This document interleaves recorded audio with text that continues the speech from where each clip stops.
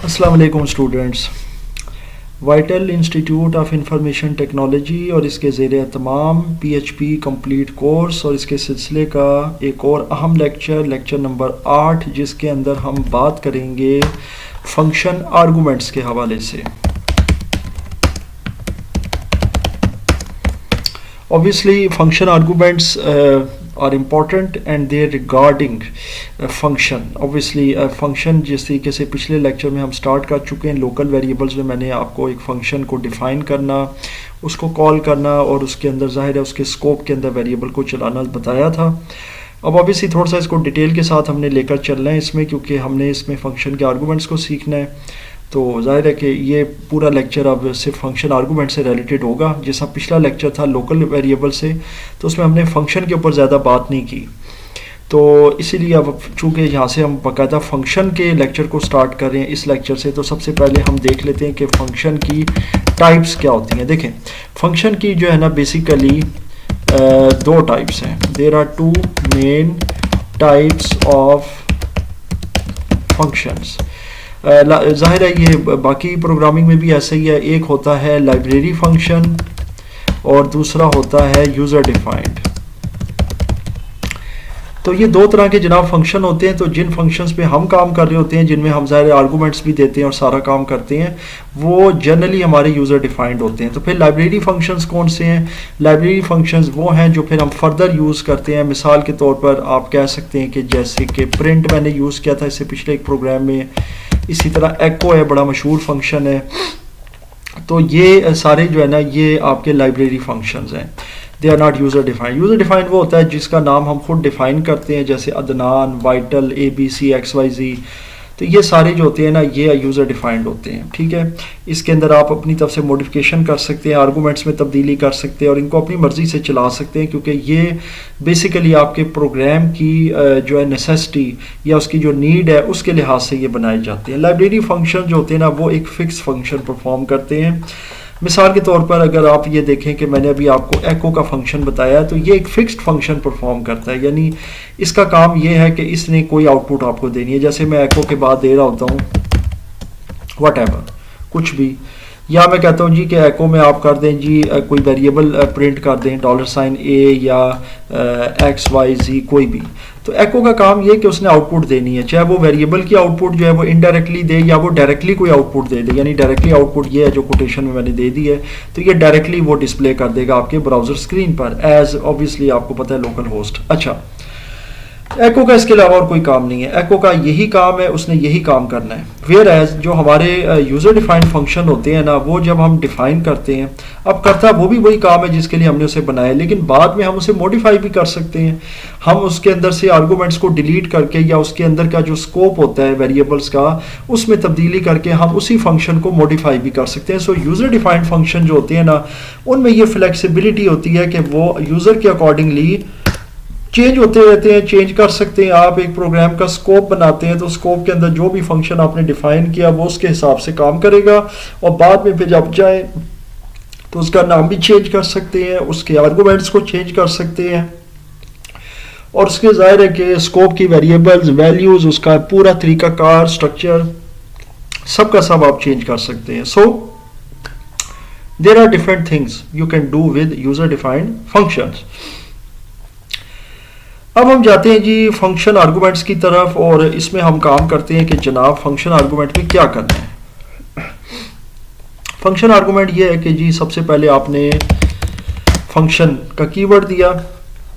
कोई भी function start करने से पहले फंक्शन का आपने कीवर्ड देना है। ये एक कीवर्ड है या रिजर्व वर्ड है, ये से पहले लेक्चर में मैं बता चुका हूँ।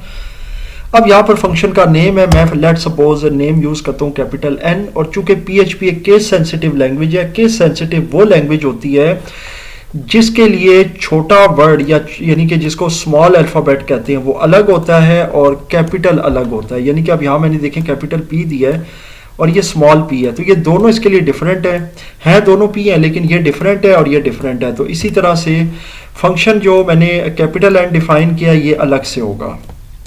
इसके बाद मैं इसकी स्मॉल ब्रैकेट शुरू करता हूँ, पैरेंथेसिस। जैसा कि आपको पता है कि इस तरीके से हम फंक्शन को डिफाइन करते हैं कि उसके आगे ओपन पैरन और क्लोज पैरन हम दे देते हैं। लेकिन अब चूंकि आर्गूमेंट्स देने हैं तो इन्हीं ब्रैकेट्स के अंदर हम कुछ डिटेल देंगे और वही आर्गूमेंट्स कहलाएगी, यानी कि आपके जो भी आर्गूमेंट्स होंगे वो इन पैरेंथेसिस के अंदर होंगे। इनके अंदर जो भी आर्गूमेंट आप देंगे, अब आर्गूमेंट क्या होता है, देखिए आर्गूमेंट जो होता है ना वो एक्स्ट्रा डिटेल होती है या कोई इंफॉर्मेशन होती है किसी फंक्शन के हवाले से, जिससे हम उस फंक्शन से कोई अलग काम करवा रहे होते हैं, ठीक है। तो ये चूंकि पिछला लेक्चर मैंने बताया सिर्फ लोकल का हमने स्कोप देखना था कि लोकल वेरिएबल का स्कोप क्या है, फिर उसमें हमने फंक्शन को डिफाइन करना और चलाना सीखा, वो एक सादा सा लेक्चर था उस हवाले से।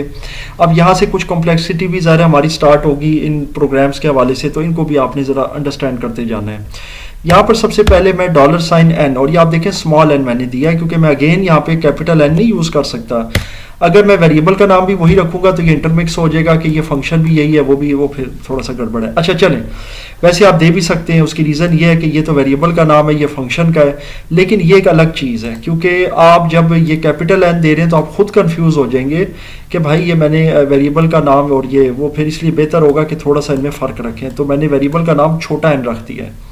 अच्छा जी, ये फंक्शन की बॉडी स्टार्ट होगी। अब यहाँ से मैं एको स्टार्ट करता हूँ, कोटेशन स्टार्ट करता हूँ $n। अब ये कोटेशन इसलिए मैं दे रहा हूँ क्योंकि एक तो इसके अंदर मैं वेरिएबल को एक्सेस करूंगा, ये वेरिएबल, और ये अननोन है अभी इसकी वैल्यू। आप देख सकते हैं यहाँ पर मैंने इसकी जो वैल्यू थी वो मैंने नहीं दी, वरना यहाँ पे मैं वैल्यू दे सकता हूँ, जैसे कोई भी वैल्यू दे दी मैंने, तो ये लाइन मैंने अब बिल्कुल डिफाइन नहीं की है। मैंने ये जो वेरिएबल है ये मैंने यहाँ पर डिफाइन कर दिया एज एन आर्गूमेंट, इसको वैल्यू मैं तब दूंगा जब ये फंक्शन कॉल होगा। सो ये ज़हन में आपने रखना है। पिछले लेक्चर में मैंने फंक्शन चलाया था और उसके अंदर मैंने इस तरीके से फंक्शन स्टार्ट किया, कोई आर्गूमेंट नहीं थे, और उसके बाद मैंने कोई भी वेरिएबल दी, उसको मैंने एक ज़ाहिर वैल्यू दी, फिर उस वेरिएबल को कॉल किया तो वो एक लोकल वेरिएबल के तौर पर काम करी थी। ये भी लोकल वेरिएबल्स हैं, लेकिन इसमें ये होगा कि ये जो इनकी वैल्यू है ना ये अननोन है और ये उस वक्त डिफाइन होगी जब फंक्शन चलेगा। सो जनाब ये यहाँ पर आ गया। उसके बाद आप इसके साथ कोई भी टेक्स्ट दे दें, मिसाल के तौर पर अली, और यहाँ पे कोटेशन बंद कर दें। अगर आप चाहते हैं कि हर नाम के बाद ज़ाहिर है वो लाइन ब्रेक हो जाए तो वो फिर BR भी दे सकते हैं, खैर वो भी हम बाद में दे देंगे। यहाँ तक तो मैंने इसको क्लोज कर दिया जी। चूँकि कोटेशन है, कोटेशन में आप जैसे मर्जी स्पेस ज़्यादा दे दें तो वो ज़्यादा स्पेसेस आपकी कैलकुलेट हो जाएंगी, वो आपको सारा पता ही है। अब फंक्शन को जी मैं कॉल करता हूँ, कैपिटल N दिया मैंने, और इसके आर्गूमेंट्स के अंदर मैंने क्या देना है, आर्गूमेंट्स में मैं दे देता हूँ जैसे लेट्स सपोज रहमत। इसी तरह से अब यहाँ पर मैं पहले तो ये करूँगा कि इसको क्लोज कर दूँगा, यानी कि ये जो आपका PHP का कोड है, और इसको एक दफ़ा सेव कर देता हूँ जी अपने डिफ़ॉल्ट जो फोल्डर लोकेशन है। यहाँ पर मैं इसका नाम रहमत ही रख देता हूँ .php, और इसको कर देता हूँ ऑल फाइल्स। सेव कर दिया जी, और सेव करने के बाद मैं अब इसको चेक करता हूँ। चेक करने के लिए आपको पता है लोकल होस्ट हमें रन करना है। XAMPP कंट्रोल पैनल के ज़रिए मैंने अपाची को ऑलरेडी ऑन किया हुआ है, वो आपको पता है आपका स्टार्ट होना चाहिए। लोकल होस्ट और VIIT जो मेरी लोकेशन है, ये मैं पहले बहुत बार बता चुका हूँ, ये ज़ाहिर है बार बार एक्सप्लेन करने की ज़रूरत नहीं है। अगर ये स्टार्ट नहीं है तो फिर एरर आ जाएगा जी, मेरे ख्याल से ये स्टार्ट नहीं है, so I will have to start it. I thought कि ये शायद स्टार्ट है, सो मुझे यहाँ से कंट्रोल पैनल में जाकर इसकी सर्विस को स्टार्ट करना होगा। अपाची सर्वर जो है ये आ गया जी, अपाची सर्वर, इसको स्टार्ट कर दिया मैंने। अभी यहाँ पर इसका आ जाएगा पोर्ट्स का भी सारी डिटेल, और ये तो ये जनाब मैंने अपाची सर्वर स्टार्ट कर दिया है। उसके बाद मैंने क्या करना है जनाब, अब जब ये स्टार्ट हो जाएगा तो मैं अपना ब्राउज़र स्टार्ट करूँगा और यहाँ से मैं लोकल होस्ट जो है उसको मैं एक्सेस कर लूँगा।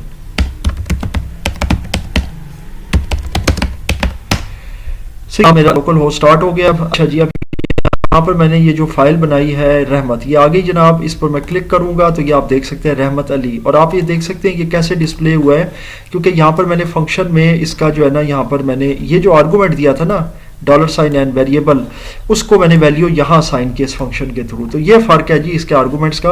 अब आप ये जितनी बार भी फंक्शन कॉल करेंगे अलग अलग हर नाम के साथ वो अली जोड़ता जाएगा। मैं अभी आपको समझा देता हूँ। जैसे कि अब यहाँ पर मैं नेम दे देता हूँ महमूद, फिर इसके बाद यहाँ पर मैं दे देता हूँ सरदार, फिर इसी तरीके से यहाँ पर मैं नेम दे देता हूँ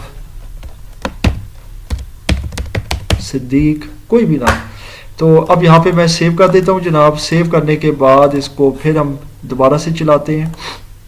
ये देखें रहमत अली, महमूद अली, सरदार अली, सदीक अली, तो ये सब के साथ अली का जो उसने सफिक्स था वो जोड़ दिया है, ये आप देख सकते हैं।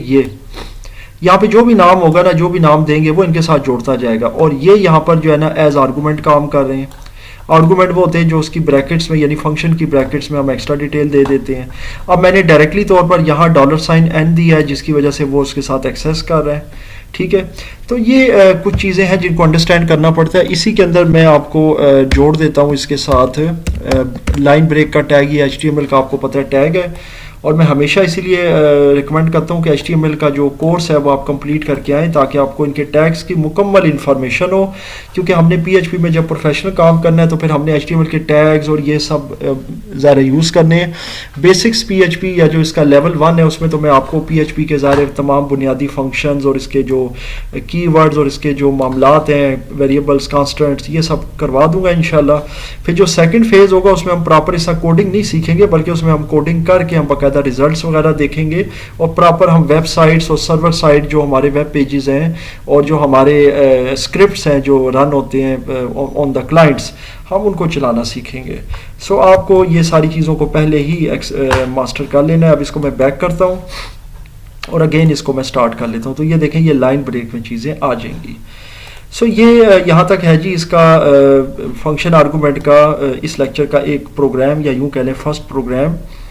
इसी को मैं अब थोड़ा सा मॉडिफाई करके आपको एक और तरीके से बताता हूँ। आप यहाँ तक जो है ना, मैं इसीलिए इसको स्क्रॉल कर रहा होता हूँ। आप यहाँ वीडियो पास करके इसको अपनी रजिस्टर पर नोट कर सकते हैं। अब मैं इसको मॉडिफाई करके एक और प्रोग्राम बनाने लगा हूँ, बल्कि ऐसा करते हैं कि मैं इसी को कर लेता हूँ, ज़्यादा बेहतर है। वेरिएबल का नाम मैं चेंज कर देता हूँ। अब आप देखिएगा यहाँ पर मैं क्या करने लगा हूँ। यहाँ पर मैं एक वेरिएबल अलग से डिफाइन कर रहा हूँ और इसका नाम मैं देने लगा हूँ, मिसाल के तौर पर क्या देने लगा हूँ, ये जो मैंने अली वाला इधर सफिक्स दिया था ये यहाँ पे दे देता हूँ। सफिक्स, एफिक्स और प्रीफिक्सेस वगैरह ये सब क्या है, पोस्ट फिक्सेस, ये आप मेरे वाइटल एजुकेटर्स के जो इंग्लिश ग्रामर के लेक्चर्स हैं उसमें देख सकते हैं कि ये आखिर में जो भी सर नेम लग जाता है ये अब आ गया जी अली। यहाँ पर मैंने डिफाइन कर दिया इनमें। अब इसके बाद एको में क्या करना है, देखें एको में यहाँ पर मैं $, जो ये वाला है ना, क्योंकि इससे पहले मैंने लेकर आना है, ये करूँगा और इसके साथ मैं कनकैटिनेट कर दूंगा $, ऑब्वियसली अब आप समझ गए होंगे n को। तो अब मैं पहले नाम ये दूंगा जिस तरह ये चल रहे हैं, तो वो फिर उसके साथ आ जाएगा। अच्छा जी, उसके बाद बाकी BR उसी तरह रहने दें ताकि ये हमारा जो है लाइन ब्रेक हो जाए। बस ये थोड़ी सी तब्दीली मैंने की है। अली जो मैंने यहाँ डायरेक्टली दिया था वो मैंने वेरिएबल के अंदर डिफाइन कर दिया, बाकी वही सिलसिला है। यहाँ पर अगर आप वेरिएबल का नाम वही रखना चाहते हैं तो बेशक वही रख दें जनाब, ये देख लें। और ये यहाँ पर इसका नाम A रख दें और इसका नाम A रख दें। तो ये तो अब आपके ऊपर होता है, जितना आपको किसी लैंग्वेज में महारत हो जाती है आप माशाल्लाह फिर उसके अंदर जो है ना हर किस्म का काम उससे ले सकते हैं। अच्छा जी, अब ये चले जाएं और देखें यहाँ पर वही डिस्प्ले उसी तरह आ गया जो मैंने नाम दिए थे। और ये जो अली था ये पहले मैंने यूज़ किया था एको के अंदर एज अ टेक्स्ट, अब मैंने एज अ वेरिएबल कंटेंट के तौर पर इसको एक्सेस करवाया है और उसके साथ जोड़ दिया है। अगर आप फ़र्ज़ करें कि ये ए पहले ले आए और एन बाद में ले आए तो थोड़ी सी गड़बड़ हो जाएगी। ये अली पहले आ जाएगा और ये नाम बाद में आ जाएंगे। मतलब एरर तो नहीं जनरेट होगा, आउटपुट आएगी लेकिन गलत आउटपुट आएगी, जैसी मैं चाहता हूँ वैसी नहीं आएगी। तो इसको कहते हैं लॉजिकल एरर। ये अभी आप देख लें यहाँ पर, सॉरी ये गलत हो गया, लोकल होस्ट VIT PHP। चलें जी, ये चलते हैं, देखें ये पहले अली आ जाएगा, फिर ये बाकी नाम बाद में आएंगे। चूंकि मैं चाह रहा था ये पहले आए अली बाद में आए, अली को एज अ सफिक्स यूज़ किया जाए। तो फिर इसके लिए वेरिएबल का अपनी तरतीब का ख्याल रखना है, पहले n और फिर a को लेके चलना है। सो ये जनाब हमारा आज का लेक्चर था फंक्शन आर्गूमेंट्स के हवाले से। इसमें किसी किस्म का कोई भी क्वेश्चन या डाउट हो तो मुझसे ज़रूर शेयर कीजिएगा।